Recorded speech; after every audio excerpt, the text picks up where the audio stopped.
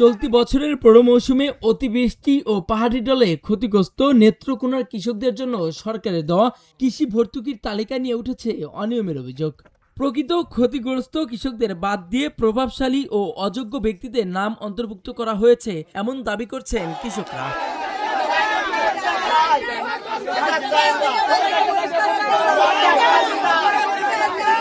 কৃষকদের অভিযোগ, মাঠ পর্যায়ে যাচাই বাছাই ছাড়াই তৈরি করা হয়েছে ভর্তুকির তালিকা।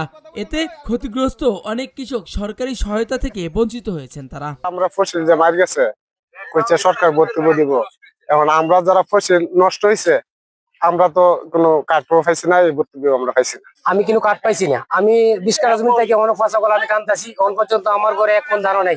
আর যারা জমিগুলো করছে না মেম্বার, তাদের নামে কাট করে দিছে। আর আমি যে প্রাপ্য আমার ক্ষতি হয়েছে, মেম্বার আমার কাট দিছে না। ক্ষতিগ্রস্ত না হয়েও কাঠ পাইছে, আমরা এটা পুনঃতদন্ত হিসাবে পুনরায় যাতে হয় সেই আশা আপনাদের কাছে ব্যক্ত করতেছি।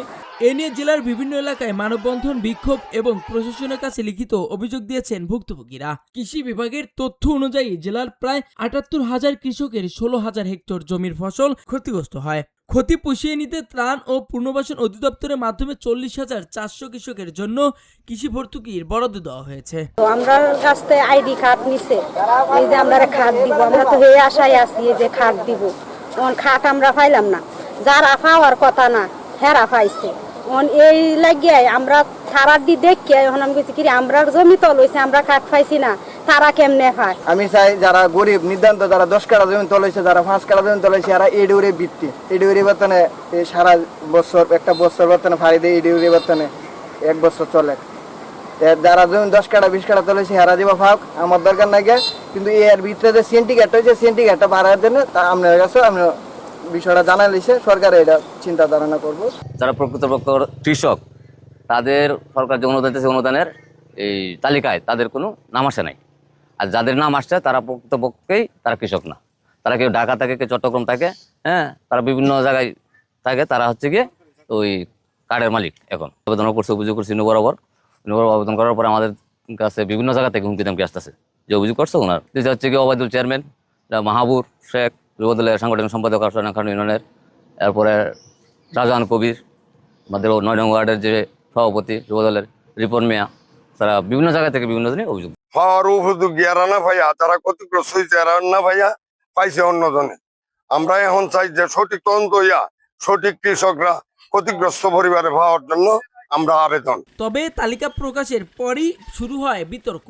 কৃষকদের অভিযোগ, প্রকৃত ক্ষতিগ্রস্তদের বাদ দিয়ে বিভিন্ন উপজেলার ধনী ও ভূমিহীন প্রভাবশালী ব্যক্তিদের নাম তালিকাভুক্ত করা হয়েছে। তাদের দাবি, সঠিক তদন্ত করে প্রকৃত ক্ষতিগ্রস্ত কৃষকদের তালিকাভুক্ত করে দ্রুত সহায়তা নিশ্চিত করা হোক। এদিকে স্থানীয় জনপ্রতিনিধিরা এসব অভিযোগকে উদ্দেশ্য প্রণীত বলে দাবি করছেন।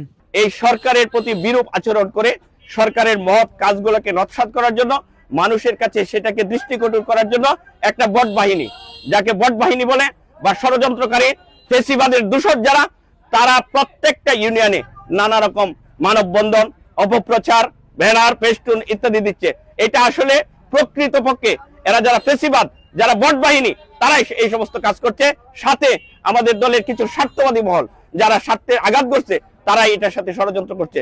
আমি এই ষড়যন্ত্র রুখে দাঁড়াতে চাই এবং ষড়যন্ত্রের বিরুদ্ধে আমি তীব্র প্রতিবাদ করি। ত্রাণ ও পুনর্বাসন অধিদপ্তর বলছে, চাহিদার তুলনায় বরাদ্দ কম থাকায় অনেক ক্ষতিগ্রস্ত কৃষকদের তালিকার বাইরে রাখতে হয়েছে।